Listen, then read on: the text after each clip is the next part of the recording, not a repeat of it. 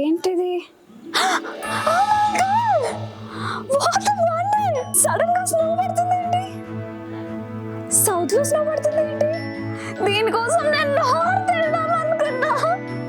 నేను వెళ్ళలేకపోయానని snow south కి వచ్చిందా? I love snow. Snow smell ఏంటి ఇంత బాగుంది? టేస్ట్ ఎలా ఉంటుందో?